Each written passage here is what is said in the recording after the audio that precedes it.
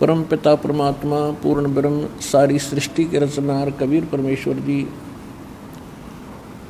कबीर परमात्मा जी की असीम रजा से आप सभी पुण्यात्माएं सत्संग सुनने के लिए उपस्थित हुए हैं। जिन पुण्यात्माओं पर विशेष रजा परमेश्वर की होती है वही ऐसे समागमों पर पहुंच पाते हैं, और जो बहुत ही अच्छी पुण्यकर्मी प्राणी होते हैं।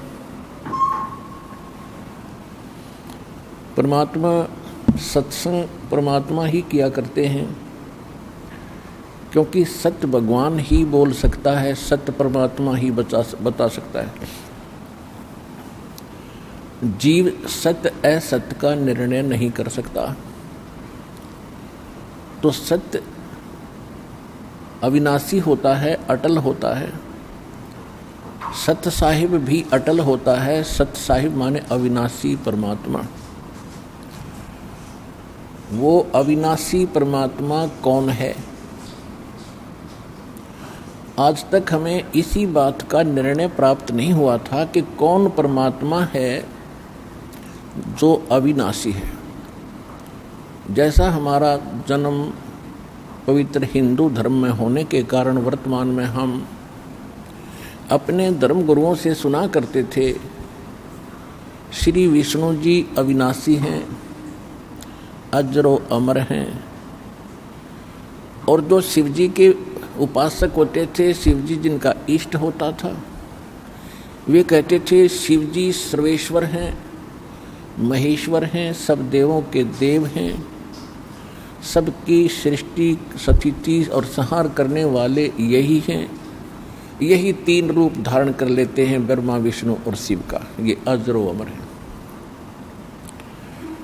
कोई ब्रह्मा जी को सृष्टि का कर्ता बताता था, उत्पत्ति कर्ता बताता था, और ब्रह्मा जी ही तीन रूप धारण करता है, शिव और विष्णु का और ब्रह्मा का। तो ये हम सुनकर संतुष्ट हो चुके थे कि सचमुच ऐसा ही होगा, क्योंकि एक झूठ को 100 बार सुनने के बाद वो सत्य प्रतीत होने लग जाती है। और हमने तो ये लाखों बार सुन रखी थी, हमारे लिए तो फाइनल हो गया था। कोई ये कहने वाला नहीं था कि ब्रह्मा विष्णु महेश नासवान है। तो ये जो ज्ञान किसने दिया था? ये हमारे धर्म गुरुओं ने दिया था। तो यदि हम ये सोचें कि जीव सत्य असत्य का निर्णय कर सकता है, तो इसी उदाहरण से आप आसानी से समझ सकते हो कि जीव सत्य असत्य का निर्णय नहीं कर सकता। ऋषि महर्षियों के हम ऐसे ऐसे चमत्कार भी सुना करते थे, जैसे अगस्त ऋषि ने 7 समुद्रों को एक ही चुल्लू में ऐसे करके और पी लिया था। 7 समुद्र खाली हो गए थे। तो हम इसको क्या समझेंगे कि अगस्त ऋषि एक बड़े महापुरुष और परमात्मा प्राप्त व्यक्ति थे, ऋषि थे। फिर हम क्या सुनते थे कि श्री कृष्ण जी ने गोवर्धन पर्वत को उठा लिया था, गिरिराज को, छोटी तर्जनी उंगली पर। तो हमारे लिए फाइनल हो गया था कि जो इतने बड़े पहाड़ को उठा सकता है तो ये परमात्मा फाइनल है। तो इन बातों से परमात्मा की परिभाषा हम जो सुना करते थे हमारे लिए अंतिम हो चुकी थी। और परमात्मा के अभिधान में, सूक्ष्म वेद में और सभी इन सदग्रंथों में, पवित्र पुराणों में, पवित्र वेदों में, पवित्र श्रीमद् भगवद गीता में आज हमने क्या पढ़ा? जो हमारे शिरोधार्य सदग्रंथ थे और सत्य, बिल्कुल सत्य सदग्रंथ थे, उनमें हमने आज क्या पढ़ा? श्री देवी भागवत पुराण, देवी पुराण, गीता प्रेस गोरखपुर से प्रकाशित, सचित्र मोटा टाइप। इसके 123 पृष्ठ पर स्वयं भगवान विष्णु कह रहे हैं, अपनी माता दुर्गा की वो स्तुति कर रहे हैं, प्रशंसा कर रहे हैं, महिमा गा रहे हैं। तुम शुद्ध स्वरूपा हो, यह सारा संसार तुम्ही से उद्भासित हो रहा है। मैं ब्रह्मा, विष्णु जी कह रहे मैं ब्रह्मा और शंकर ये सब आप ही की कृपा से हम विद्यमान हैं। हमारा आविर्भाव माने जन्म और तिरोभाव माने मृत्यु होता है। हम नित्य नहीं हैं, हम अविनाशी नहीं हैं, और आप नित्य हैं, प्रकृति देवी है। शंकर भगवान कहते हैं कि हे माता, जब सबसे पहले ब्रह्मा, विष्णु जी और ब्रह्मा जी जब आपसे उत्पन्न हुए हैं, तो क्या मैं तमोगुणी लीला करने वाला शंकर आपका पुत्र नहीं हुआ? फिर क्या कहते हैं कि हम तीनों गुणों युक्त, हम केवल तीनों गुण युक्त, हम केवल नियमित कार्य ही कर सकते हैं।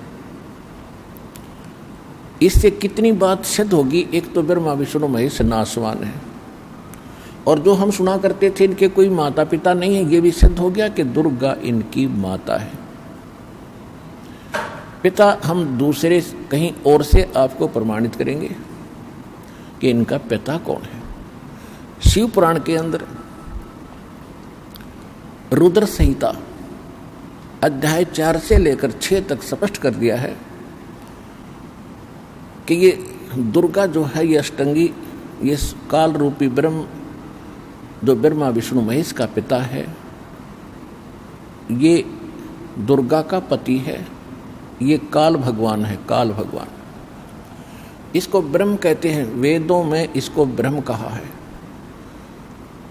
और गीता अध्याय नंबर 8 के श्लोक नंबर 13 में ये स्वयं कहता है, गीता ज्ञान देते समय श्री कृष्ण में प्रवेश करके गीता ज्ञान दे रहा है यही कि मैं मुझ ब्रह्म का एक ओम मंत्र है। तो ये ब्रह्म है।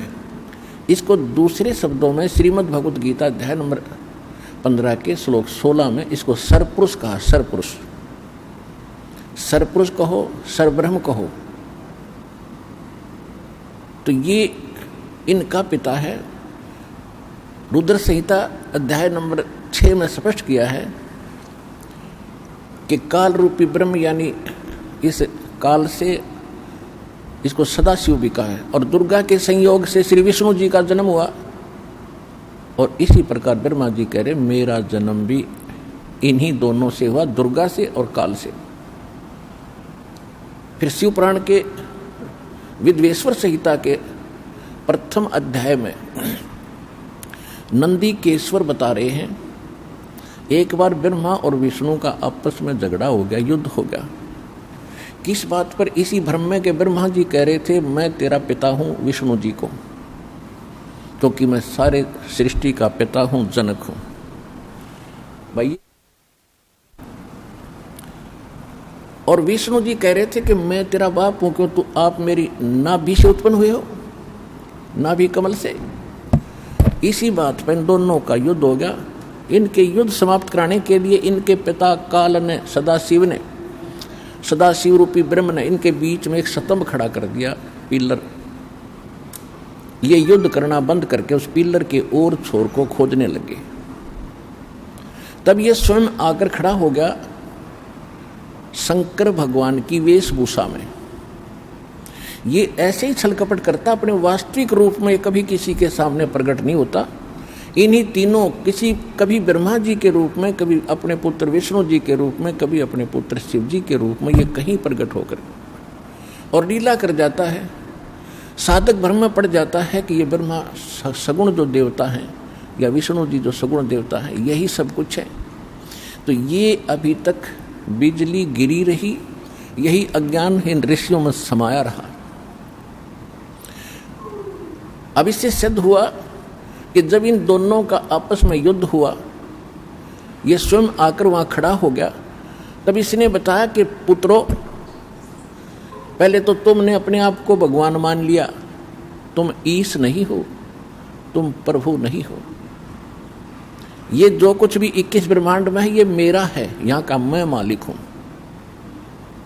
और तुमने तपस्या करके मुझसे ये 2 जॉब प्राप्त किए हैं, 2 विभाग। रजोगुण यानी उत्पत्ति विभाग ब्रह्मा जी ने और विष्णु जी ने स्थिति, ये मैंने तुमको खुश होकर दी है, तुम्हारी तपस्या से प्रसन्न होकर।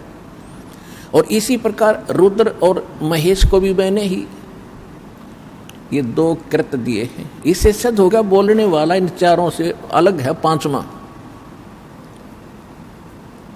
तो पुण्यात्माओं, अब सिद्ध हो गया कि ब्रह्मा विष्णु महेश इनका पिता है ये काल रूपी ब्रह्म, और ये कभी किसी के सामने नहीं आता, और इनकी माता है दुर्गा। तो ये हमारे जो धर्म गुरु थे आज तक हमें ये बता नहीं सके, और हमारे सदग्रंथों में विद्वान, कमाल की बात ये है जो हमारे सिलेबस में लिखा है और हमारे टीचर हमें पढ़ा रहे हैं कि ये बुक श्रोधार्य है और ये सिलेबस है आपका, और मैं इसी से पढ़ा रहा हूँ। तो हमने उनको पढ़ा भी होगा तो हमारी समझ में नहीं आया, क्योंकि हमारे पास वो सत्य ज्ञान नहीं था जो गॉड गिवन है, क्योंकि सत्य परमात्मा ही दे सकता है और जीव सत्य असत का निर्णय नहीं कर सकता।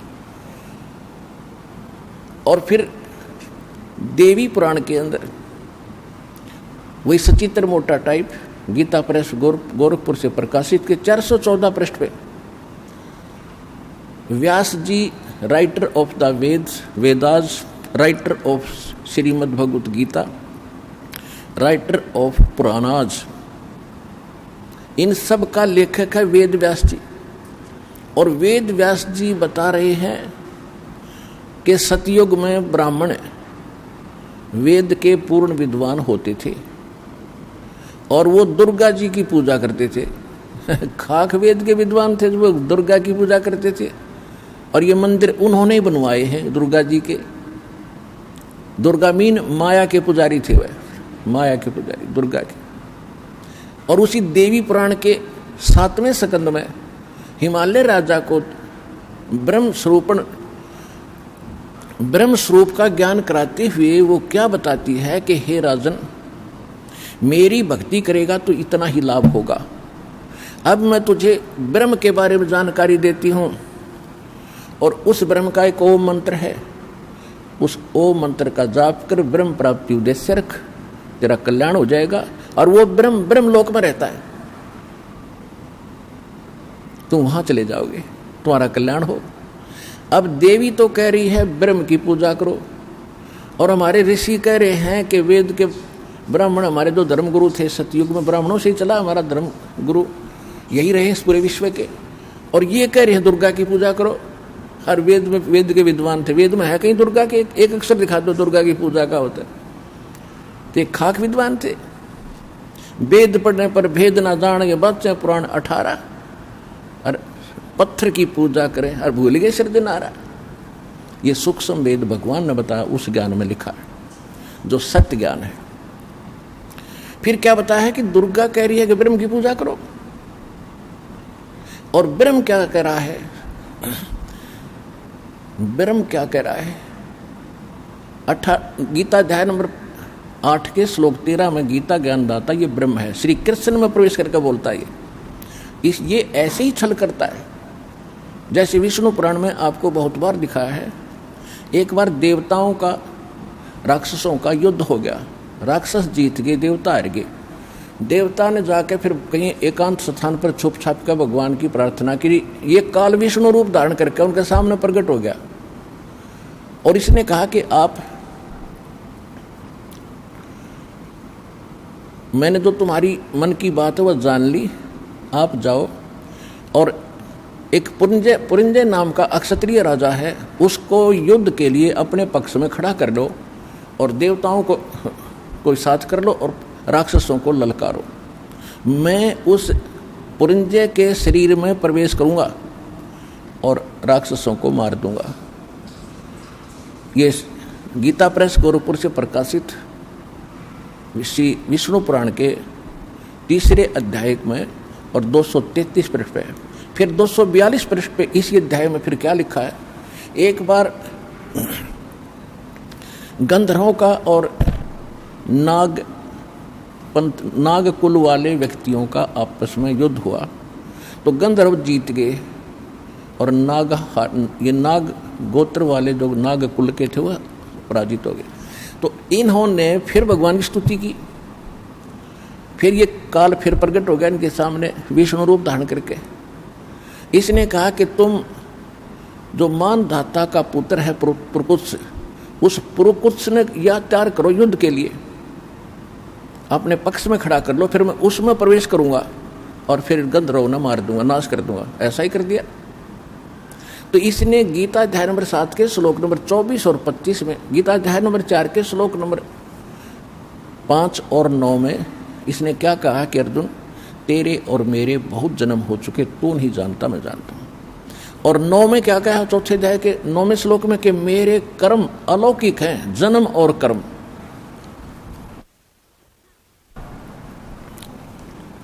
अब इसके कर्म अलौकिक कैसे हैं? जैसे प्रकुत्स में प्रवेश करके राक्षस मार दिए, पुरिंजय में प्रवेश करके गंधर्व मार दिए, और जब महाभारत का युद्ध होने के लिए तैयार हो गया, आमने सामने सेना खड़ी होगी, और उससे पहले श्री कृष्ण मना कर रहा था भी युद्ध ना करो, बहुत जुल्म हो जाएगा। और यहाँ तक कह दिया था, पांडवों को समझा दिया था कि तुम 5 गांव मांग लो, और ये कह दिया था आखिर में कि तुम मेरे पास चलो, वहाँ रह लेना, युद्ध ना करो। तो पांडवों ने लास्ट में 5 गांव डिमांड कर दी थी कि दुर्योधन सारी पृथ्वी में से 5 गांव दे दे, हम अपना निर्वाह कर लेंगे। श्री कृष्ण की शिक्षा मानकर उन्होंने युद्ध करना उस समय भी नहीं चाहा था, लेकिन विनाश काले विपरीता बुद्धि, दुर्योधन की विपरीत बुद्धि हो रही थी, नहीं माना। श्री कृष्ण जी ने यहाँ तक कह दिया था कि एक तरफ मेरी सेना होगी और एक तरफ मैं अकेला हूँगा, क्योंकि सब डिवाइड हो रहे थे आदि आदि नाश करने के लिए। कोई उसके पक्ष में, कोई पांडवों के पक्ष में सेना राजा इकट्ठे हो रहे थे, काल ने तो करवाना था नाश। और श्री कृष्ण जी नहीं चाहते थे युद्ध हो, क्योंकि सतोगुण भगवान है, विष्णु जी के अवतार हैं। इन्होंने यहाँ तक कहा था कि एक तरफ मेरी सेना होगी, एक तरफ मैं खड़ा हूँ, मांग लो कौन सा किसने मांगना है। और सुन लो, मैं हथियार भी नहीं उठाऊंगा। अब पांडवों का रिश्तेदार था वो अर्जुन का साला, अब वो तब उनकी मजबूरी थी कृष्ण को मांगना। दुर्योधन ने सेना ले ली, कृष्ण जी अर्जुन और के पक्ष में खड़ा हो गया, पांडवों के पक्ष में। तो वही श्री कृष्ण 3 बार मना करने गया था, युद्ध ना करो, जुल्म हो जाएगा, शांति दूत बनकर गया था। और फिर जब आमने सामने सेना खड़ी है और अर्जुन कह रहा कि मैं लड़ूंगा नहीं, मैं युद्ध नहीं करूंगा भगवान, इससे अच्छा तो हम भिक्षा मांग कर खा लेंगे, पर ये जुल्म हम नहीं कर सकते। उस समय श्री कृष्ण अगर अपने होश वास में होता तो ये कह देता, भाई बहुत अच्छी सोची तुमने, अब तो कुछ नहीं बिगड़ा और चलो। लेकिन उसी समय काल प्रवेश कर गया श्री कृष्ण जी में, जैसे प्रकुत्स और पुरंजय में प्रवेश करके इसने नाश कराया था। जब अर्जुन तैयार हो लिया युद्ध करने के लिए, श्री कृष्ण से निकल के अर्जुन में प्रवेश कर गया। एक का मारा था 20 मरे थे, एक तीर मारा था 20 सामने का निकल गया था, उद्मस्तरवा दिया और पाप क्रम लिखवा दिए सारे पांडवों के गले में, मस्तक में लिखवा दिए। अब गीता अध्याय नंबर 7 के श्लोक 24 और 25 में ये स्पष्ट कर देता है कि मैं अव्यक्त रहता हूँ, मैं कभी किसी के सामने प्रकट अपने वास्तविक रूप में समक्ष नहीं आता, मैं अपनी योग माया से छुपा रहता हूँ। और ये जो सामने देख रहे हैं मुझे कृष्ण मान रहे होंगे, क्योंकि कृष्ण में बोल रहा था, कृष्ण जी का स्पीकर यूज कर रहा था, मुख। तो ये जो सभी जो मनुष्य सामने खड़े हैं, ये मुझ अव्यक्तम माम अव्यक्तम व्यक्तिम आपनम मनन्ते अबुधा, ये बुद्धिहीन लोग मुझ अव्यक्त को व्यक्तिम आपनम यानी व्यक्ति रूप में, श्री कृष्ण रूप में आया हुआ मान रहे हैं। मैं कृष्ण नहीं हूँ, ये मेरा अटल और अनुतम अवय सिद्धांत है। अनुत्तम माने घटिया, अवय माने अटल अविनाशी, ये सदा बना रहेगा। तो अनुत्तम क्यों है कि अब माता पिता या कोई पिता अपने पुत्रों से गुप्त रहता है, उसमें कोई दोष है, वैसे रहा करे दूर। जैसे आम आदमी का करें, भाई कोई गलती हो जाए तो भाई मैं तो मुंह दिखाने जोगा नहीं रहा, तो ये मुंह दिखाण जोगा नहीं रह रहा, इसने ऐसी गलती कर रखी है। और ये 1 लाख मानव श्रीधारियों को खाता हमें और पालता है, ब्रह्मा जी के द्वारा पलवाता है, विष्णु जी हमें यहाँ रोक के रखता है, और शिव जी काट के 1 लाख को वहाँ भेज देता, कारण कुछ भी बनाता है। ये तीनों भी दुखी हैं इस कृत्य से, लेकिन ये इसके विवश है। अब जो प्रसंग चल रहा है हम उसी पर आते हैं। तो ये क्या कहता है, जो गीता ज्ञान दे रहा है, गीता अध्याय नंबर 11 के श्लोक नंबर 32 में स्वयं कहता है कि मैं काल हूं अर्जुन। और अर्जुन पूछ रहा कि हे महानुभाव आप कौन हो?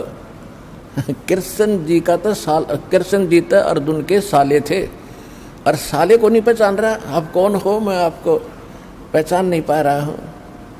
तब इसने कहा कि मैं काल हूं और अभी परिवर्त हुआ हूं, अभी आया हूं मैं, और तू ना लड़ेगा तो भी मार डालूंगा इन सबको, ये सब मैंने मारने हैं। तो पुण्यात्माओं, श्रीमद् भगवद गीता का ज्ञान ये काल भगवान दे रहा है, जो श्री ब्रह्मा विष्णु महेश का पिता है। और अब जो प्रसंग चल रहा है कि वेद व्यास जी कह रहे हैं कि सतयुग के ब्राह्मण बड़े वेदों के विद्वान, पूर्ण विद्वान थे और दुर्गा की पूजा करते थे। दुर्गा कह रही है कि ब्रह्म की पूजा करो। अब ब्रह्म क्या कह रहा है? अब ब्रह्म क्या कह रहा है? ब्रह्म कह रहा है कि गीता अध्याय नंबर 2 के श्लोक 12 में, गीता अध्याय नंबर 4 के श्लोक 5 और 9 में, गीता अध्याय नंबर 10 के श्लोक नंबर 2 में प्रथम तो स्पष्ट कर देता है कि अर्जुन तेरे और मेरे बहुत जन्म हो लिए, तू नहीं जानता मैं जानता हूं। मेरे कर्म और जन्म अलौकिक है। सिद्ध हो गया कि ये तो नाशवान है। अब ये कहता है कि मेरी भक्ति करोगे तो मुझे प्राप्त होगे। 8वें अध्याय के 5 और 7 मंत्र में ये गीता ज्ञानदाता कहता है कि मेरी भक्ति करो तो मुझे प्राप्त होगा। अपना मंत्र बता रहा है 8वें अध्याय के 13वें श्लोक में, ओम इति एकाक्षरम ब्रह्म व्यवहारण माम अनुसमरण ये परियाति तदन देहम स याति परमाम गतिम। मुझ ब्रह्म का केवल एक ओम अक्षर है, इति, बस यही। और अंतिम सांस तक इसका सिमरण करता हुआ जो प्राप्त कर शरीर त्याग कर जाता है तो ओम से मिलने वाली परम गति को प्राप्त होता है। ओम से परम गति कौन सी प्राप्त होती है? जैसे आपको बताया था श्री देवी पुराण में 7वें स्कंद में और 652 पृष्ठ पे हिमालय को उपदेश देते हुए दुर्गा जी कह रही है, क्या कह रही है कि ब्रह्म का जाप करो, ओम का जाप करो, ब्रह्म प्राप्ति उद्देश्य रखो, ब्रह्म लोक में चले जाओगे, तुम्हारा कल्याण हो। सीधी सी बात है। ब्रह्म ओम ब्रह्म का जाप है और ओम से ब्रह्म लोक प्राप्ति होती है। तो गीता अध्याय नंबर 8 के श्लोक नंबर 16 में कहा कि ब्रह्म लोक में गए हुए प्राणी भी जन्म मृत्यु में रहते हैं। तो इति सिद्धम के ब्रह्म के उपासक भी, क्योंकि वो भी नाशवान है, तो नाशवान के उपासक भी नाशवान ही रहेंगे, अविनाशी नहीं हो सकते, उनका पूर्ण मोक्ष नहीं हो सकता, उनका वो मोक्ष नहीं हो सकता। कौन सा? श्रीमद् भगवद गीता अध्याय नंबर 18 के श्लोक नंबर 62 में कहा कि अर्जुन तू सर्वभाव से उस परमेश्वर की शरण में जा, उसकी कृपा से तू परम शांति को, सनातन परम धाम को, शाश्वत स्थान को प्राप्त होगा। उसके विषय में ऑप्शन छोड़ दिया है 4 अध्याय के 32 और 34 श्लोक में कि वो तत्व ज्ञान, वो परमात्मा ही स्वयं अपने मुख कमल से आकर बोलता है, वो यथार्थ ज्ञान है, वो सत्य ज्ञान है, वो सत्संग है। और उसमें विस्तार के साथ आध्यात्मिक यज्ञों यानी धार्मिक अनुष्ठानों की जानकारी विस्तार से दी गई है, वो तत्व ज्ञान है। उस तत्व ज्ञान को तू तत्वदर्शी संतों के पास जाकर समझ, उनको दंडवत प्रणाम करके विनम्रतापूर्वक प्रश्न करने से वो तत्व ज्ञान का उपदेश करेंगे। इति सिद्धम के गीता जी के अंदर वो ज्ञान नहीं है जो तत्व ज्ञान, वो इससे हटकर है। और इससे यह भी सिद्ध है कि गीता ज्ञानदाता भी उस तत्व ज्ञान से अपरिचित है। गीता अध्याय नंबर 15 के श्लोक नंबर 4 में कहा है कि जब तत्वदर्शी संत और तत्व ज्ञान प्राप्त हो जाए उसके पश्चात परमेश्वर के उस परम पद की खोज करनी चाहिए, जहां जाने के बाद साधक फिर लौटकर कभी संसार में नहीं आते। और जिस परमेश्वर ने सब ब्रह्मांडों की संसार रूपी वृक्ष की रचना की है और केवल उसकी ही शरण में रह उसी की भक्ति कर, तो गीता ज्ञानदाता ने फाइनल कर दिया कि वो परम अक्षर ब्रह्म की भक्ति कर, वो पूर्ण परमात्मा की भक्ति कर। अब गीता अध्याय नंबर 7 के श्लोक नंबर 29 में गीता ज्ञानदाता बता रहा है कि जो मैंने ज्ञान दिया है कि तत्वदर्शी संत की खोज कर लो, और जो मेरे इस ज्ञान का आश्रय कर लेता है वो व्यक्ति जो जरा और मरण से छूटने के लिए प्रयत्नशील हैं।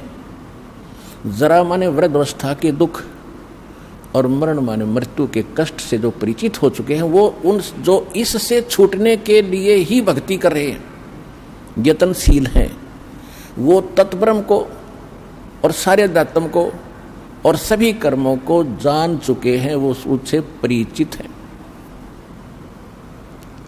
जब यहाँ के पूरे अध्यात्म से हम परिचित हुए और यहाँ के जो इन कर्मों से हम परिचित हुए, कितने भयंकर दुख हम भोग रहे हैं, तो आज हम क्या चाह रहे हैं? हम केवल जरा और मरण से छूटना उद्देश्य रखते हैं। तो गीता अध्याय नंबर 7 के श्लोक 29 में जब ये कहा कि तत्ब्रह्म को और सारे अध्यात्म को और सब कर्मों से वो परिचित है व्यक्ति जो केवल जरा और मरण के लिए ही भक्ति से छूटने के लिए भक्ति करते हैं, संसार की किसी अन्य वस्तु की डिमांड नहीं रखते, तो वो तत्ब्रह्म से परिचित हैं। तत्ब्रह्म तो गीता अध्याय नंबर 7 के गीता अध्याय नंबर 7 में श्लोक कुल 30 हैं। 29 में आपको बता दिया। 30 में इसने ये कहा कि जो मेरे तक सीमित है वो मुझे ही जानते हैं और किसी के तक उनकी बुद्धि जाती नहीं, क्योंकि उनको तत्वदर्शी संत नहीं मिला। फिर 8वें अध्याय का प्रथम मंत्र अर्जुन पूछता प्रथम मंत्र में कि हे भगवान, फिर वो तत्ब्रह्म क्या है? वो तत्ब्रह्म क्या है? कौन है वो तत्ब्रह्म? 8वें अध्याय के 3रे श्लोक में गीता ज्ञानदाता ने कहा कि वो परम अक्षर ब्रह्म है। अब देखो, सरब्रह्म नासवान भगवान, अक्षर ब्रह्म अविनाशी भगवान, और परम अक्षर ब्रह्म यानी उस अविनाशी से भी विशेष अविनाशी। अब हम आते हैं गीता अध्याय नंबर 15 के श्लोक नंबर 16 और 17 में। गीता अध्याय नंबर 16 के अंदर 2 पुरुष बताए। गीता अध्याय नंबर 15 के श्लोक 16 में 2 पुरुष बताए, सरपुरुष और अक्षर पुरुष। हम इनको दूसरे शब्दों में कहेंगे सरब्रह्म और अक्षर ब्रह्म। ब्रह्म माने भगवान, प्रभु, स्वामी, मालिक। सरब्रह्म तो ये सरपुरुष तो ये खुद है गीता ज्ञानदाता, ये 21 ब्रह्मांड का स्वामी है। और ये सर माने अविनाशी है ही, ये खुद भी मानता है मेरे और तेरे बहुत जन्म हो चुके। अक्षर ब्रह्म है, ये है 7 संग ब्रह्मांड का स्वामी, लेकिन इसकी आयु बहुत घनी है, इसलिए इसको भी सथाई बोल दिया। सथाई जैसे एक तो मिट्टी चीनी का बना हुआ ये सफ़ेद कप होता है, प्लेट होती है, बर्तन, इनका तो मालूम है हाथ से छूटे फर्श पे गिरे टुकड़े टुकड़े, अंडरस्टूड है। और एक है स्टील के बर्तन, तो वो गिर भी जाएंगे, वो टूटेंगे नहीं जल्दी से, तो वो उससे तक घने सथाई है, इसलिए उनको भी सथाई बोल दिया। लेकिन नहीं, इनको भी जंग लगेगा और एक दिन ये बिना मिट्टी बन जाएंगे, इनका समय भले ही ज़्यादा हो।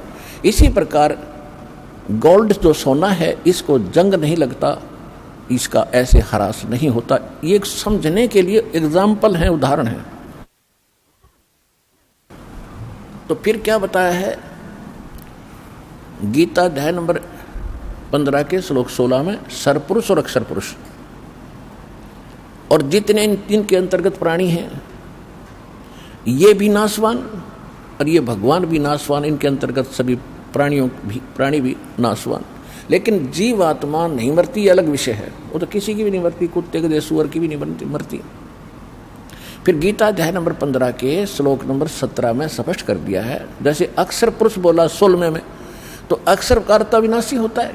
यहाँ इसलिए एक श्लोक और बोलना पड़ा कि उत्तम पुरुष तु अन्य परमात्मा इति उदाहरते। यह लोक तरम आविश्य विवर्ती अवय ईश्वर है। अवय अवय माने विनाशी। इसका हिंदी अनुवाद ऐसा बनता है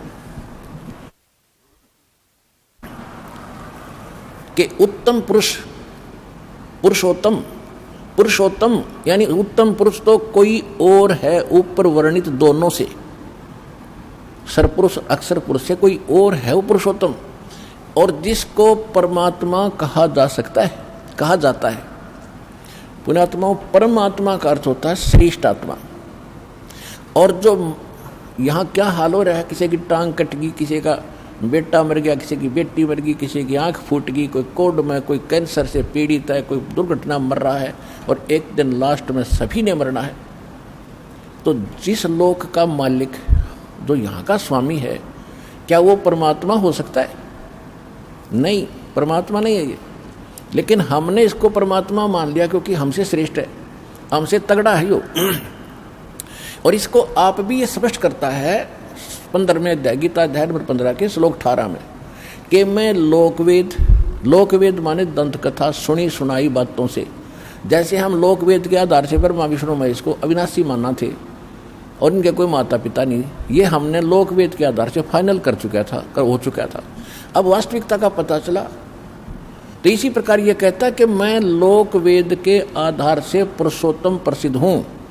क्यों? क्योंकि मेरे अंतर्गत जितने प्राणी हैं ये जीवात्मा हैं और ते शरीर में है। इनसे मैं तगड़ा हूँ, मजबूत हूँ, श्रेष्ठ हूँ, ताकतवर हूँ, इसलिए मैं पुरुषोत्तम प्रसिद्ध हो गया। मैं पुरुषोत्तम वास्तव में नहीं हूँ, क्योंकि वो तो 15वें अध्याय के 70वें श्लोक में कंसेप्ट क्लियर कर दिया कि उत्तम पुरुष है तो अन्य, पुरुषोत्तम तो कोई और है। और वही तीनों लोकों में प्रवेश करके सबका धारण पोषण करता, सबका पालन करता वही है। तो गीता अध्याय नंबर 15 के श्लोक नंबर 1 से 4 तक की संक्षिप्त वर्णन है कि उल्टा लटका हुआ संसार रूपी वृक्ष है, ऊपर को जड़ है, मूल है। उस संसार रूपी वृक्ष के नीचे को तीनों गुण, तीनों शाखा, तीनों गुण रूपी शाखा। तीनों गुण कौन है? रजगुण ब्रह्मा, सतगुण विष्णु, तमगुण शिव जी। मार्कंडेय पुराण गीता प्रेस गोरखपुर से प्रकाशित 123 पृष्ठ पर स्पष्ट लिखा, सचित्र मोटा टाइप में, कि ये 3 रजोगुण प्रधान ब्रह्मा जी, सतोगुण प्रधान विष्णु जी, तमोगुण प्रधान शिव जी हैं, और यही 3 देवता हैं और यही 3 गुण हैं। ये देवता कहो चाहे न 3 गुण कहो। तो इसमें क्या बताया है कि ऊपर को जो जड़ है संसार रूपी वृक्ष की, वो तो पूर्ण परमात्मा है। ऊपर को जड़ है, नीचे को तीनों गुण रूपी शाखा है, ये संसार रूपी वृक्ष है। और जो संत इस सभी वृक्ष के सभी विभाग बता देगा भिन्न भिन्न, वह वेदवित है, वो तत्वदर्शी संत है। तत्वदर्शी संत की पहचान भी बता रखी। तो परमेश्वर ने 600 वर्ष पहले कबीर भगवान ने आकर और ये सत्संग किया था, ये सत्ज्ञान दिया था। आज हमारी गीता और वेदों और पुराणों में जो सत्य मिला है, अक्षर पुरुष एक पेड़ है, सरपुरुष वाकी डारे, तीनों देवा शाखा है, भाई पाते रूप संसारे। परमेश्वर ने, कबीर भगवान ने, अल्लाहु अकबर ने। कौन कबीर भगवान? हम सुल्तानी नानक तारे दादू को उपदेश दिया, जात जुलाहा भेद न पाया वो काशी माहे कबीर हुआ। अनंत कोट ब्रह्मांड का एक रति नहीं भारे, सतगुरु पुरुष कबीर है ये कुल के सिरजनहारे। नानक यद गरीबदास साहिब जी ने अपनी अमृतवाणी में एफिडेविट दिया, कबीर जुलाहा धानक वही परमात्मा है। आदरणीय नानक साहिब जी को भी परमात्मा, जैसे गरीबदास जी को सचखंड लेकर गए थे फिर वापस छोड़ा, ऐसे आदरणीय नानक साहिब जी को भी सचखंड लेकर गए फिर वापस छोड़ा था। तो नानक साहिब जी ने क्या कहा अपनी अमृतवाणी में? श्री गुरु ग्रंथ साहिब जी के पृष्ठ 24 पर अंकित है कि तेरा एक नाम तारे संसार, और मैं एहो आस एहो आधार। फाई सुरत मुलुक की वेश ए ठगवाड़ा ठगी, देश खरा सियाणा भोता भार। ये धानक रूप रहा करता, लोगों ये धानक रूप रहा करता। 731 पृष्ठ पे कहा है कि अंधुला नीच जात परदेसी मेरा छिन आवे तिल जावे। एक सेकंड में यहाँ देखता हूँ, दूसरी सेकंड में सतलोक में ये। और ताकि संगत नानक रंदा कैसे मोंडा पावे, कि इसका और छोर कैसे पाऊं मैं, इस ऐसे समर्थ के साथ रहता हूं। 721 पृष्ठ पे गुरु ग्रंथ साहिब में लिखा है कि एक अर्ज गुप्तम पेश तोदर कून करतार। कून करतार, जो कून माने शब्द और करतार माने सबका रचने वाला, जो शब्द से सृष्टि रचने वाला तू ही है। और हक्का कबीर, नाम लिखा मालिक का, हक्का कबीर करीम तू बेऐब परवरदिगार। अब वो परमात्मा है जिसने आकर खुद यहाँ पर सत्संग किया और सच्चा ज्ञान दिया। वही सतगुरु है और वही आकर के यहाँ एक सच्चे भगत की भूमिका करते हैं, एक नेक नागरिक का अभिनय भी वही करते हैं। अपना करके खाओ, जैसे रखे भगवान न्यों रहो, ज़्यादा इस दौड़ धूप माया की संग्रह करने में अपना जीवन मत नसाओ, नाश ना करो। ये एग्जाम्पल दिया दाता ने, और जो ये भी उन्होंने प्रमाणित कर दिया कि जो सच्ची लगन से मुझे भजता है, संसार की दृष्टि में बेशक निर्धन दिखा है, पर भगवान की दृष्टि में सबसे धनवान है। जैसे परमात्मा कपड़ा बुनते थे, बुनाई का केवल मेहनताना मिलता था उनको, उसमें से भी अपना परिवार के योग्य जो आवश्यक था सामान लाए, बाकी बच गया भंडारा कराया करते थे। भूखे सत्संग करते थे, उसमें भंडारा लगाते थे, यानी दान करते थे। और फिर ये दिखा परमात्मा ने कि कल्पे कारण कौन है कर सेवा निकाम, निष्काम भाव से भक्ति कर मेरी, और मन इच्छा फल देऊंगा जो पड़े मेरे तक काम। जब मेरे सतर का काम आओगा जब देखना बेटा तेरी कैसे मदद करूंगा, पर सच्चे दिल से तू मेरे साथ लगा रहे।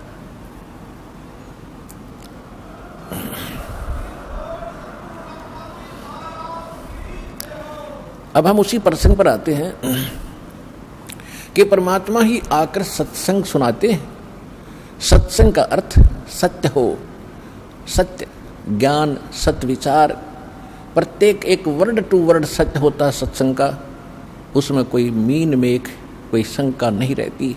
शंका एक बार हो सकती है जो प्रथम बार सुनते हैं, लेकिन जो प्रमाण देखेंगे वो शंका समाप्त हो जाएगी। तो उस परमेश्वर ने 600 वर्ष पहले आकर सत्संग किया था। अक्षर पुरुष एक पेड़ है, जैसे पृथ्वी से बाहर दिखाई देता है। जो पेड़ का हिस्सा जो पृथ्वी से तुरंत बाहर जो दिखाई देता है वृक्ष, वो पोर्शन है अक्षर पुरुष।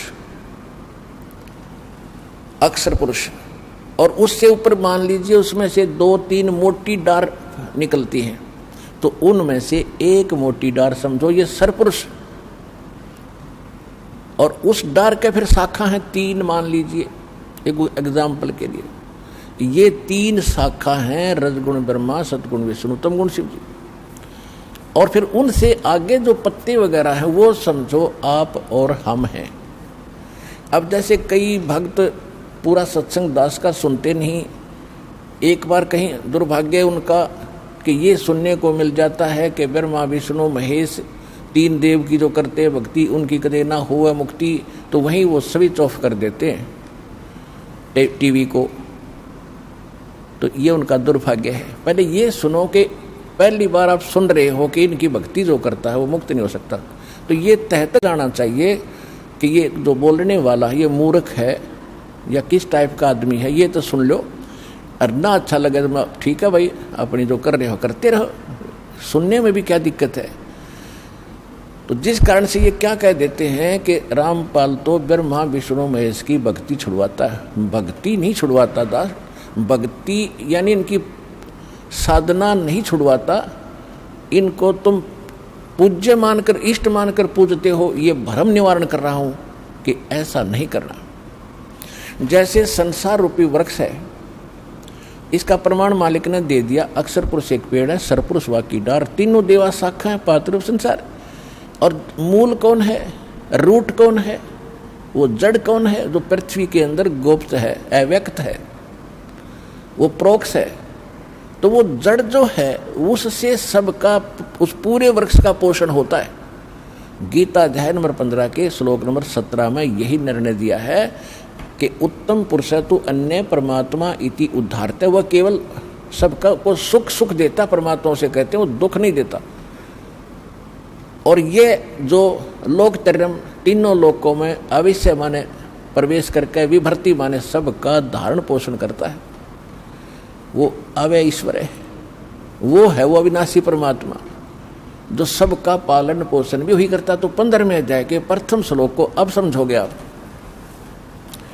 इसमें क्या बताया है कि ऊर्ध्व मूलम अधः शाखम अश्वत्थम अवयम प्राहु, अवय प्राहु अवयम, और छंदासी यस्य प्रणानी ये तम वेद से वेदवित, ऊपर को जड़ और नीचे को शाखा वाला, ये संसार रूपी अविनाशी पीपल का वृक्ष समझो। और इसके जो विभाग हैं, छंद हैं, पत्ते आदि इसके छंद विभाग हैं, इनको सभी को जो जानता है तत्व से, वो तत्वदर्शी संत है, यानी वो वेद का के तात्पर्य को जानने वाला, ज्ञान के जानने वाला।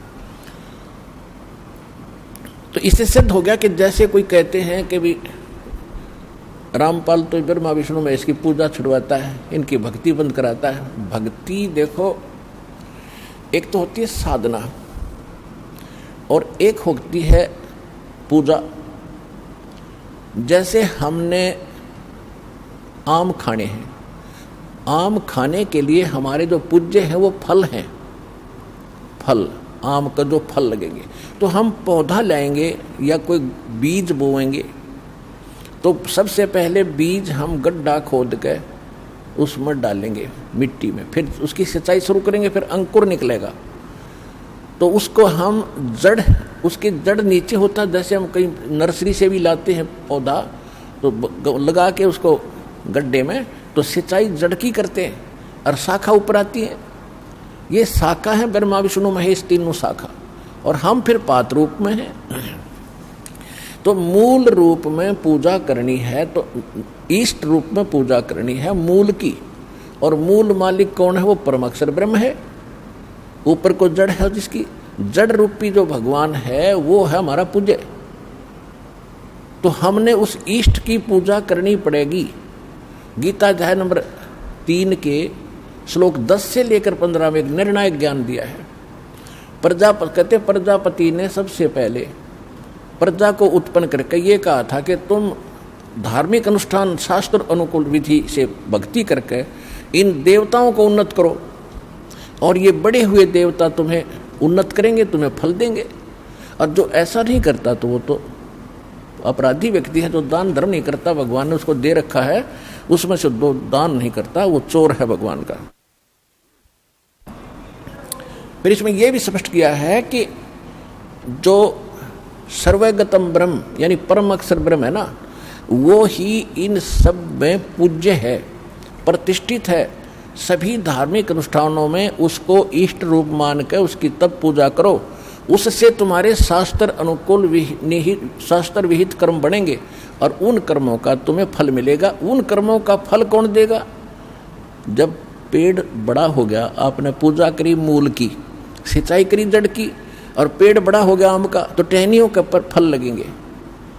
तो इसमें यह कहा कि ये देवता फिर तुम्हें बिना मांगे वांछित फल दिया करेंगे, तुम पूजा करो मूल की, जड़ की। यानी शास्त्र अनुकूल साधना करने से आपके भक्ति कर्म सही बनेंगे।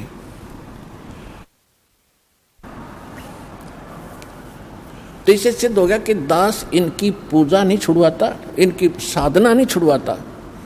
अब कोई मूर्ख कहेगा कि बेटा नहीं काट दो पेड़ की, जड़ जड़ में पूजते रहो, ये कोई हो सकता है? तो ये हम यहाँ जहाँ रह रहे हैं, ये ब्रह्मा विष्णु महेश यहाँ के प्रधान हैं, और ये सदा बने रहेंगे। ये मृत्यु को प्राप्त हो जाएंगे नहीं। ब्रह्मा विष्णु महेश मंत्री ये अपनी दुर्गा से पैदा करके तैयार रखता है, कोमा में रखता है उनको, और युवा जब ब्रह्मा की मृत्यु होने को होती है, दूसरे को उठाकर युवा स्थिति में उनको रख देता है। विष्णु की मृत्यु निकट आती है तो पहले पैदा कर लेता अपनी दुर्गा से, और एक लड़के को कोमा में रखता है, उसको विष्णु शकल में उत्पन्न होता है, वो उसको वहाँ बैठा देता है। ऐसे शंकर की उत्पत्ति करता है। तो जो प्रसंग चल रहा है उसी पर आते हैं कि अब गीता ज्ञान दाता भी नाशवान और अक्षर पुरुष भी नाशवान, केवल परम अक्षर ब्रह्म है, वो वास्तव में अविनाशी परमात्मा है और वही यहां आकर के यथार्थ ज्ञान प्रदान करता है।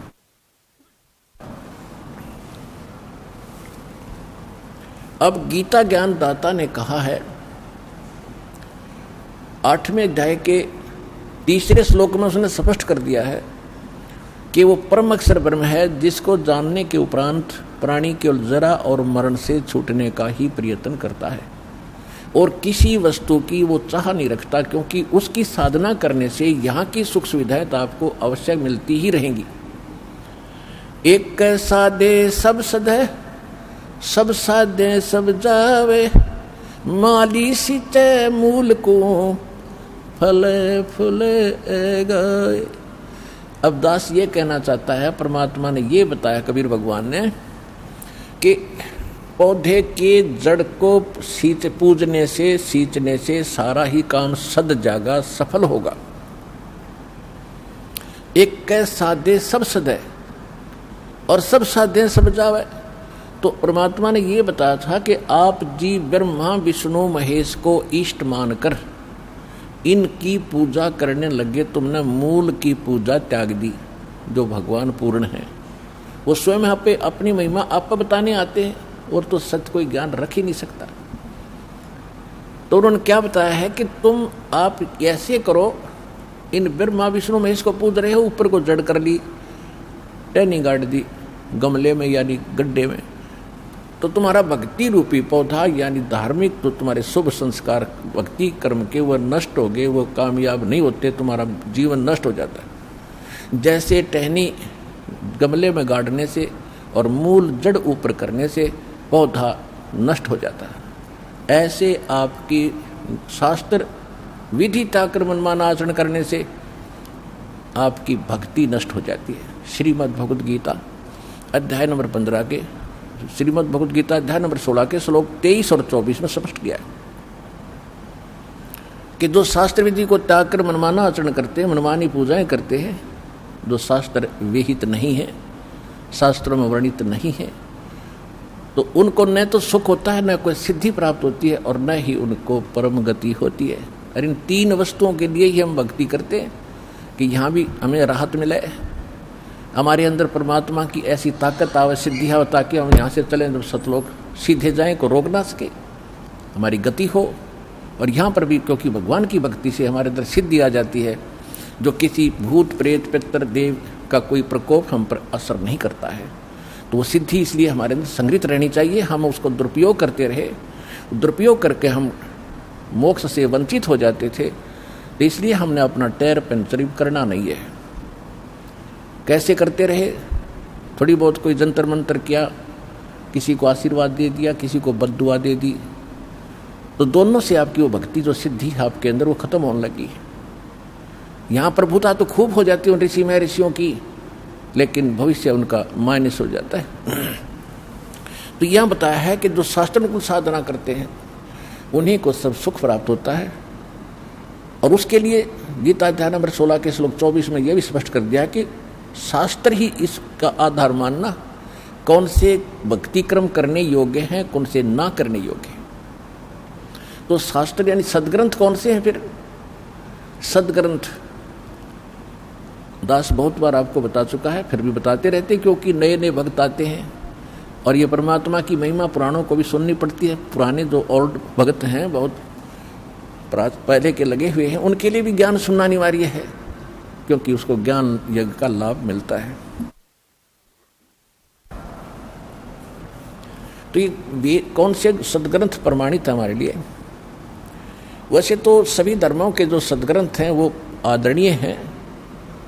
जैसे ये 3 पुस्तकों का, 3 किताबों का संग्रह बाइबल, जैसे जबूर, तौरात और इंजिल का संग्रह, तीनों का ये बाइबल है।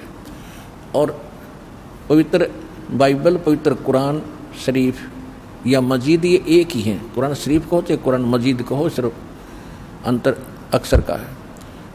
और पवित्र 4 वेद, पवित्र श्रीमद् भगवत गीता, पवित्र पुराण 18 पुराण, और पवित्र सूक्ष्म वेद जो स्वयं परमात्मा आकर यथार्थ ज्ञान देता, जो सूक्ष्म वेद है, जो गॉड गिवन स्पिरिचुअल डायरेक्ट है, जो अपने मुख कमल से यहाँ आकर परमात्मा बोलता है, बताता है, वो है all in one in all in one, यानी कंप्लीट इन ऑल रिस्पेक्ट, जिसके अंदर सब ही ज्ञान है।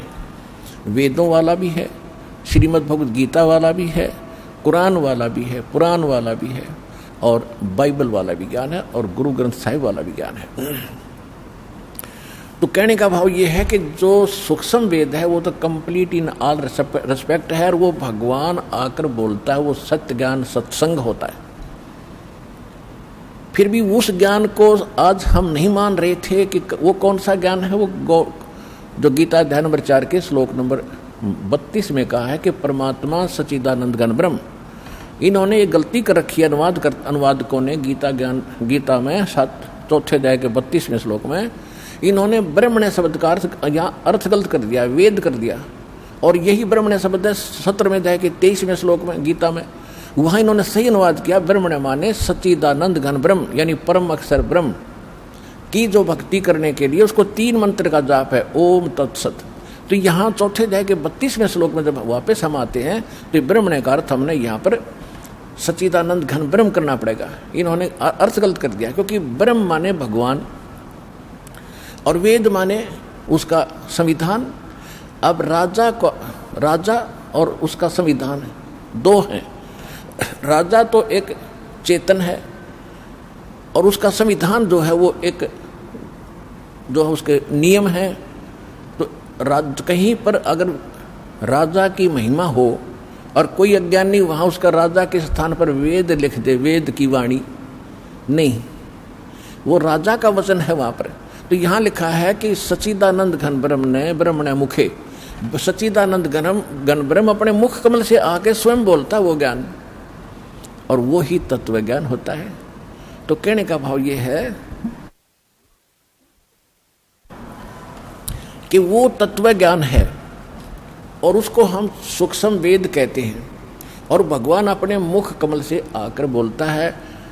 ऋग्वेद मंडल नंबर 9 सूक्त 96 96 के मंत्र 17 से लेकर 20 तक स्पष्ट कर दिया है कि वो परमात्मा जब शिशु रूप धारण करके धीरे धीरे बड़ा होता है तो अपनी लीला करता हुआ वो अपने मुख कमल से कबीर वाणी से, वो कबीर परमात्मा अपने कबीर वाणी के द्वारा लोकोक्तियों के माध्यम से, दोहों के माध्यम से, चौपाइयों के माध्यम से अपने तत्व ज्ञान को उच्चारण करके ऊंचे ऊंचे स्वर में बोलता, गरज गरज के। और ऋग्वेद मंडल नंबर 9 सूक्त 86 के मंत्र 26 और 27 में, ऋग्वेद मंडल नंबर 9 सूक्त 82 मंत्र 1, 2, 3 में, ऋग्वेद मंडल नंबर 9 सूक्त 94 के मंत्र 1 में, ऋग्वेद मंडल नंबर 9 सूक्त 95 के मंत्र 2 में, ऋग्वेद मंडल नंबर 9 सूक्त 20 मंत्र 1 में, और भी अनेकों स्थानों पर। इसमें इसका सारा सारांश यह है कि परमात्मा ऊपर रहते हैं। ऋग्वेद मंडल नंबर 9 सूक्त 53 और मंत्र 3 में ये सब का सारांश यह है कि परमात्मा ऊपर रहते सतलोक में, सहशरीर मनुष्य सदृश शरीर में, देखने में राजा की तरह बैठे हैं, सिर पर मुकुट है और ऊपर छत्र है भगवान के। वहाँ से जो तत्व ज्ञान देने के लिए नीचे आते हैं, अच्छी आत्माओं को मिलते हैं, सहशरीर आते हैं और एक कवि की तरह आचरण करते हुए घूमते फिरते हैं, अपने मुख कमल से वाणी बोल बोल के वो सबको सुनाते हैं और भक्तिकरण की प्रेरणा करते। वो कबीर वाणी कहलाती है, वो कबीर वाणी। और वो परमात्मा गुप्त मंत्र, भक्ति के गुप्त मंत्र जो किसी भी अन्य जो सदग्रंथ प्रचलित होते उनमें नहीं होते, उनको भी सार्वजनिक करते। अपने आत्मा एक मुसलमान बच्चे ने, क्योंकि अब सभी बच्चे समझदार होते जा रहे हैं, उसने खुद आकर बताया, जी मैं बचपन से ही कुरान शरीफ को शिरोधार्य मानता रहा हूँ, और जब मैंने प्रथम नाम मिला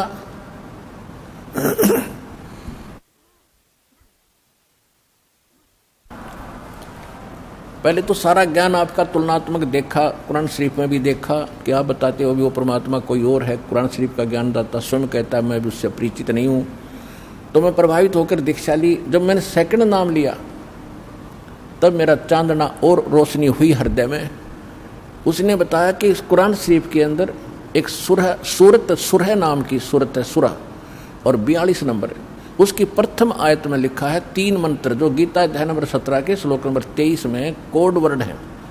उसमें तो एक सार्वजनिक है ओम, इसमें तीनों गुप्त है, आन सीन काफ।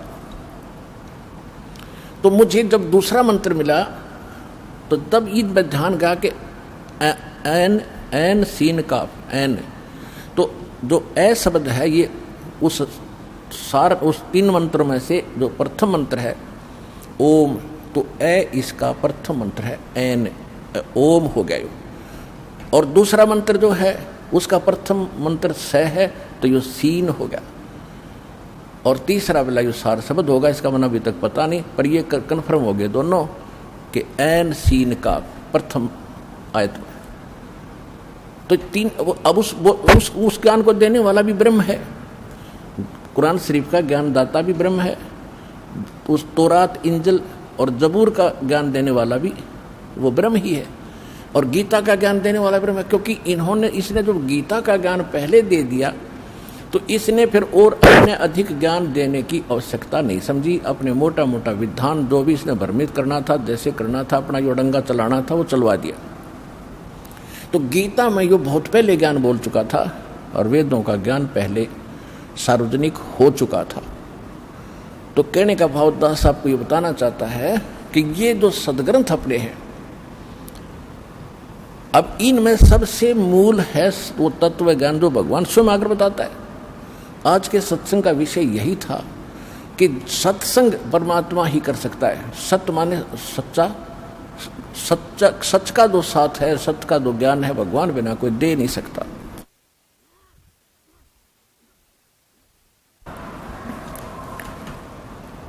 और जो जैसे 4 वेद थे, परमात्मा ने सबसे पहले प्रथम बार इसने पूरा कंप्लीट ज्ञान दिया था इस सरब्रह्म यानी ब्रह्म के अंतःकरण में, अपने वहाँ सतलोक से फैक्स कर दिया था, और इसने निर्धारित समय कर दिया।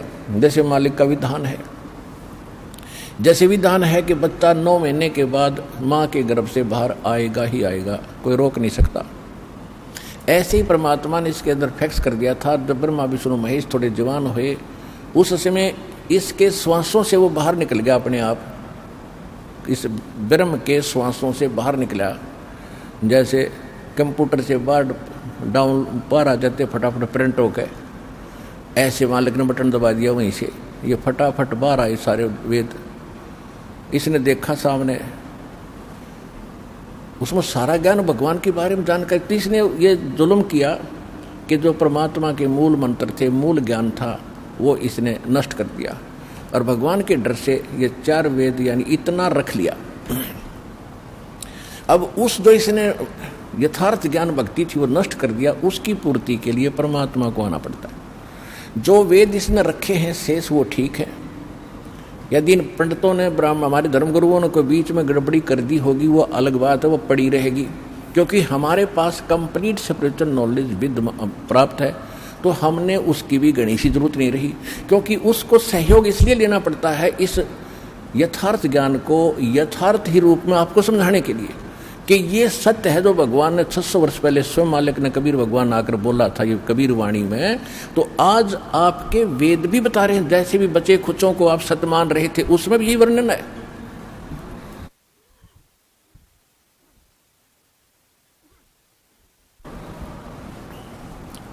और परमात्मा ने कहा था वेद मेरा भेद है, 600 वर्ष पहले कहा था धर्मदास जी को कि वेद मेरा भेद है, मैं ना वेदन के माही और जौन वेद से मैं मिलूं, ये वेद जानते नहीं। कि ये 4 वेद जिनको तुम श्रोधारिया मानते हो, इन जैसा ज्ञान नहीं मानते, ये मेरी महिमा का ही गुणगान करते सारा, लेकिन मेरे पाने की विधि इन तुम्हारे इन 4 वेदों में नहीं रही। अब उन 4 वेदों का निष्कर्ष श्रीमद् भगवद गीता है। यजुर्वेद अध्याय नंबर 40 के मंत्र नंबर 15 में स्पष्ट किया है कि ओम कर्तु समर किलबे समर कर्तुम समर वायु अनिलम अथिदम भस्मांतम शरीरम भस्मांतम शरीरम। जब शरीर नष्ट हो तब तक वायु अनिलम यानी श्वास उश्वास से, वायु माने भी वायु, अनल माने भी वायु, वायु अनिलम यानी श्वास उश्वास से, अथिदम भस्मांतम शरीरम, अमृतम भस्मांतम शरीरम, ओम कर्तु समर किलबे समर और कर्तुम समर। ओम नाम का जाप काम करते करते स्मरण करो, विशेष कसक के साथ स्मरण करो, मनुष्य जीवन का मूल कर्तव्य जानकर भगवान का ये मंत्र जाप करो। और इसको वायु अनिलम, अब ये स्पष्ट हो रहा है श्वास उश्वास से इसका सिमरण है, लेकिन इनको समझ में आया नहीं। और अंतिम सांस तक जब तक शरीर भस्म हो, अंत हो, तब तक इसका सेवन करना। इससे जो अमृतम प्राप्त होगा, अमृत जो इससे मिलना है वो प्राप्त हो जाएगा। उससे कितना अमृतम है? अमृत ही आपको पता ही दिया कि ब्रह्म ओम का जाप ब्रह्म का है, ब्रह्म ओम के जाप से ब्रह्मलोक प्राप्ति होती है। ये बहुत लंबा समय है इसका वहाँ रहने का ब्रह्मलोक के महास्वर्ग में। उसके बाद भी फिर इनका जन्म मृत्यु होता है, इतना अमृत है। फिर गीता यजुर्वेद अध्याय नंबर 40 के अंदर केवल 17 श्लोक हैं, 17, और 15वें में इसने अपनी महिमा बता दी, मेरा एक ओम मंत्र है। फिर 17वें में इसने बता दिया कि वो परमात्मा तो प्रोक्ष है, वो मूल भगवान तो गुप्त है, और मैं ब्रह्म हूं, और मैं खम अहम खम ब्रह्म सो अहम। वो तो परमात्मा अव्यक्त है, और अहम मैं ब्रह्म हूं, और मैं मेरा ओम नाम है, मैं ब्रह्मलोक रूपी दिव्य आकाश में रहता हूं। तो इसने स्पष्ट कर दिया कि वो परमात्मा कोई और है। और यजुर्वेद अध्याय नंबर 40 के मंत्र नंबर 10 में स्पष्ट कर रखा है कि कोई तो भगवान को कहते जन्म लेता संभवात, कोई कहता है जन्म लेता ही नहीं, असंभवात अजन्मा है। और जन्म लेने के उदाहरण देते हैं, राम और कृष्ण रूप में ये वही आता है। इस तरह की लोकवेद दंत कथा ही सुनाते हैं। लेकिन इसके विषय में भगवान जन्म लेता है या नहीं लेता है, वो कैसा है, उसके लिए तत्वदर्शी संतों से पूछो, धीराणाम विज्ञानी पुरुष तत्वदर्शी संत पुरुष बताएंगे, उनसे पूछो। तो इससे सिद्ध है कि गीता और वेदों का ज्ञान एक है। श्रीमद् भगवद गीता वेदों का सारांश है। इसमें भी ओम नाम के अतिरिक्त और कोई मंत्र नहीं, ये तो ब्रह्म का। फिर इसने बताया है कि जो परम अक्षर ब्रह्म है, 17वें अध्याय के 23वें श्लोक, कि जो परम अक्षर ब्रह्म है उसके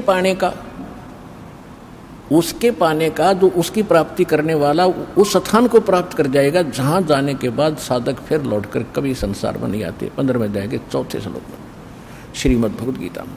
तो ओम तत्सत इति निर्देश ब्रह्मणे त्रिविध समर्थ है। अब क्या बताया है कि उस सच्चिदानंद घन ब्रह्म की प्राप्ति का 3 मंत्र के जाप का और 3 ही विधि से जाप करने का निर्देश है। अब जिनको सारनाम प्राप्त हो चुका है उनको मालूम है कि 3 मंत्र को 3 ही विधि से जाप होता है। जैसे सतनाम आपको प्राप्त है, एक मंत्र बाहर छोड़ते हैं, एक अंदर लेते हैं, हो गया ना 2 विधि से। और जिसने तीसरा प्राप्त है उस तो इस तरह ये 3 विधि से इसका जाप है, और यही मूल मंत्र है।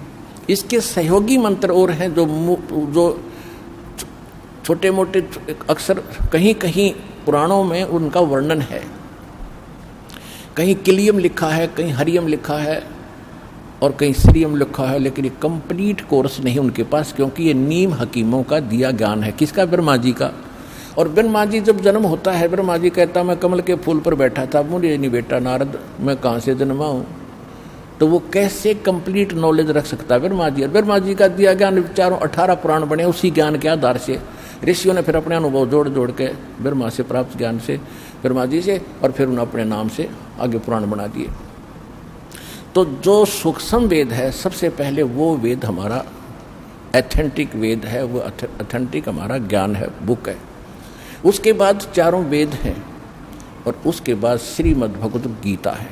ये हैं 3 एथेंटिक वर्तमान में जो भक्ति के लिए हमने सेलेक्ट करने। ज्ञान तो हमने सभी पवित्र सदग्रंथों से ग्रहण करना है, और गुरु ग्रंथ साहिब जो है, जो महला पहला की वाणी है, महला पहला की वाणी, वो भी सूक्ष्म वेद का ही अंश है, लेकिन उसमें कंप्लीट नहीं है।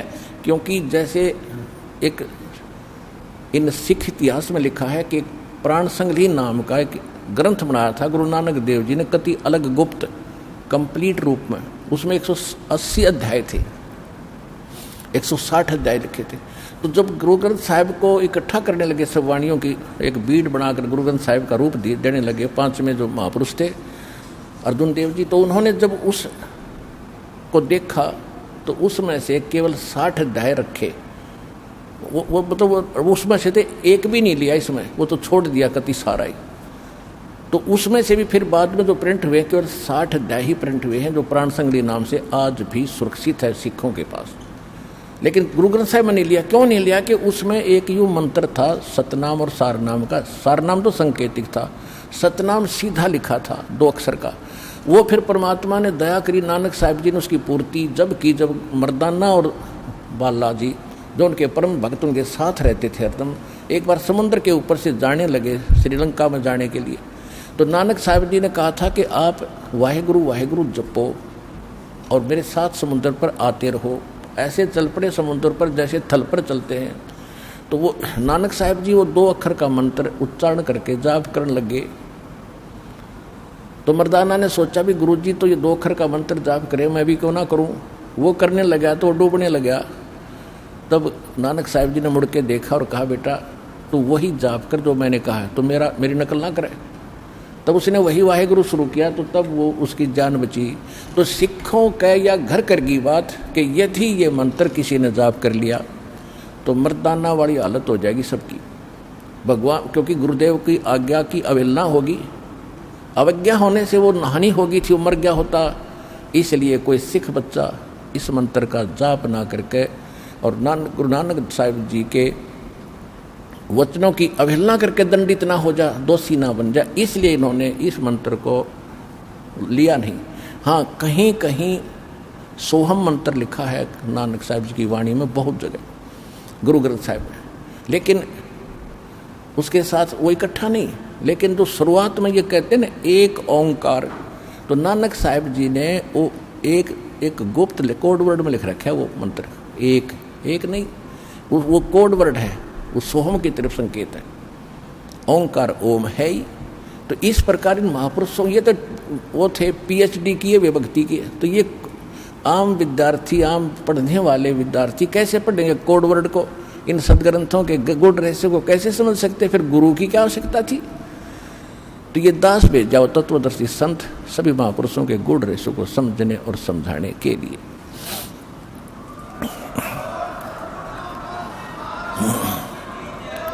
तो प्रसंग तो चल रहा है कि हमारे एक तो सदग्रंथ सबसे पहले सूक्ष्म वेद, फिर गुरु ग्रंथ साहिब और नानक साहिब जी की जो लीला में लिखा है कि वो मंत्र जाप करते हैं। फाइनल हो गया कि नानक साहिब जी का मोक्ष पूरे सिख समुदाय मानता है और सभी ये आराधा स्वामी पंथ निकला ही गुरु ग्रंथ साहिब को पढ़ कर अलग से अपनी खिचड़ी पकाई है और ये नाम गलत जाप करते हैं और नानक साहिब जी को मुक्त मानते हैं कि तो महापुरुष थे, ये पूर्ण मोक्ष हुआ है।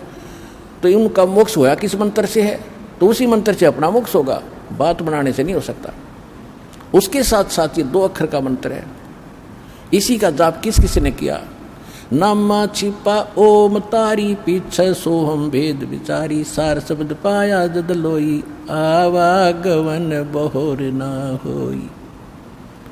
अब जो प्रसंग थोड़ा सा रह गया बीच में, 8वें अध्याय के 5 और 7 मंत्र में गीता ज्ञानदाता ब्रह्म कहता है कि मेरी भक्ति कर मुझे प्राप्त होगा और युद्ध भी करना पड़ेगा, काम भी कर और मंत्र भी जाप कर।